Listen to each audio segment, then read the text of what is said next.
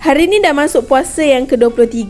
Kita pun semakin malas nak masak, semakin rajin beribadah. Jadi hari ni kita buat chicken aglio olio. Makan pula dengan white sauce ni memang sedap. First, kita guna ayam bahagian dada. Nak bagi lagi cepat, kita guna aglio olio sudi. Sebab dalam tu memang dah cukup rempah dia. Masukkan dalam 3 sudu, tambah 1 sudu minyak. Lepas tu gaul bagi sebati. Perap sekejap, lebih kurang 15 minit. Lepas tu kita bakar dalam air fryer. Set suhu 180 darjah Celsius selama 15 minit. Lepas 7 minit, terbalikkan ayam tu supaya dua-dua belah masak cantik. Sementara tunggu ayam tu siap, kita buat white sauce pula. Masukkan 3 sudu yogurt, 2,5 sudu mayonis, 1 ulas bawang putih, 1 sudu black pepper dan sedikit parsley. Gaul sampai sebati, lepas tu perah sikit lemon dan tambah garam ikut cita rasa. Kacau sampai sos tu jadi creamy macam ni. Bila ayam dah siap, boleh terus potong dan hidang sekali dengan sos tadi. Memang sedap, ada rasa herb dari aglio olio tu. Lepas tu cicah pula dengan sos.